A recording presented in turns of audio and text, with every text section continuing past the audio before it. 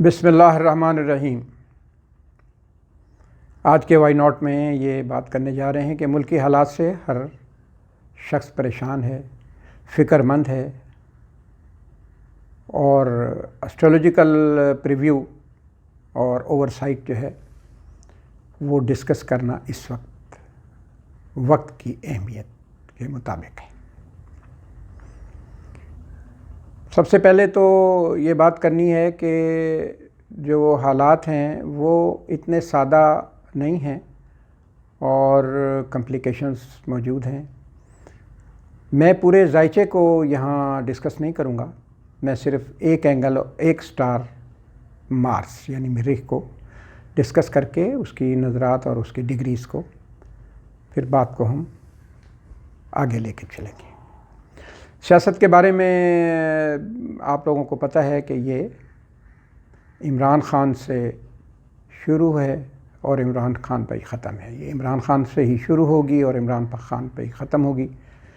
اس کے بغیر کوئی پاکستان میں سیاست نہیں ہے۔ ان کے لیے جو حملے ہو چکے ہیں وہ یہ اس سے پہلے بھی جو حملے ہو چکے ہیں آپ کے نالج میں ہیں یا نہیں ہیں، وہ بھی اتنے ہی شدید تھے اور یہ شدید تر تھا، شدید ترین، اور بہت زیادہ منصوبہ بندی اس کے پیچھے کار فرما ہے اور بہت مائنر ڈیٹیلز۔ لیکن پھر سوال آپ کر سکتے ہیں کہ یہ ناکام کیسے ہوا؟ تو آپ کو یاد ہوگا کہ وائی ناٹ میں پہلی ویڈیو ایک ہم نے اپلوڈ کی تھی جس میں بتا دیا تھا کہ اسم اعظم عمران خان کے لیے آپ پڑھیں، اور زیادہ سے زیادہ، اور دوستوں نے پڑھا اور دم بھی کیا۔ اس کے علاوہ بھی جو دعائیں اور صدقات اور جو پڑھائیاں اور ورد عمران خان کے لیے جاری تھے، یہ سب اللہ کا فضل، کرم اور ان کی برکت سے، اللہ کے ان ناموں کی برکت سے، پڑھائیوں کی برکت سے یہ ممکن ہو سکا کہ یہ بچت ہو گئی۔ نقصان کافی ہوا ہے لیکن پھر بھی بچت ہو گئی، اور یہ اللہ کی نشانیوں میں سے میں سمجھتا ہوں ایک نشانی۔ مارس جہاں آج کل ہے یہ کافی نیگیٹو اسپیکٹ ہے، اور 1947 میں جب پاکستان بنا تھا تو یہ 0 ڈگری کینسر پہ تحویل ہو چکا تھا ہماری کیلکولیشنز کے مطابق، اور اب یہ مارچ 2023 میں اس ڈگری کو ٹچ کرے گا، اور تب تک یہ حالات اسی طرح اپ اینڈ ڈاؤن گراف نیچے اوپر جاتا رہے گا اور چیزیں کنٹرول میں نہیں آئیں گی،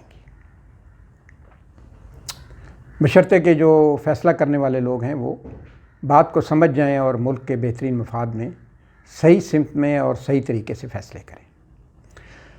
1971 میں بھی پاکستان 2 لخت ہوا تھا، اور مارس پائسز میں انہی ڈگری پہ تربیع بنا رہا تھا جہاں آج بنا رہا ہے، یعنی وہ پائسز میں 22-24 ڈگری پہ تھا اور آج یہ انہی ڈگری کو ٹچ کرنے جا رہا ہے جیمنائی میں، تو یہ وہی ڈگری کی اس سے تربیع بن رہی ہے۔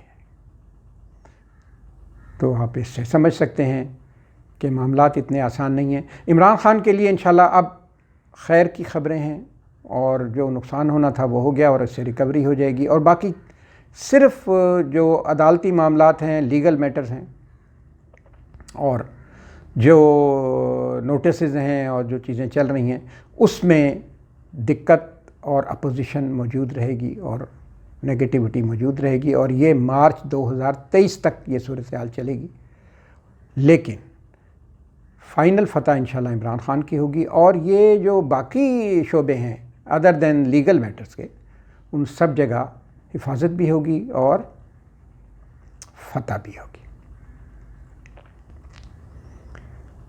پاکستانی جو ہم لوگ ہیں، ہمارے عوام کے لیے، سب کے لیے، دوستوں کے لیے جو سین نظر آ رہا ہے وہ یہ ہے کہ ایک آگ کا دریا ہے اور ڈوب کے جانا ہے۔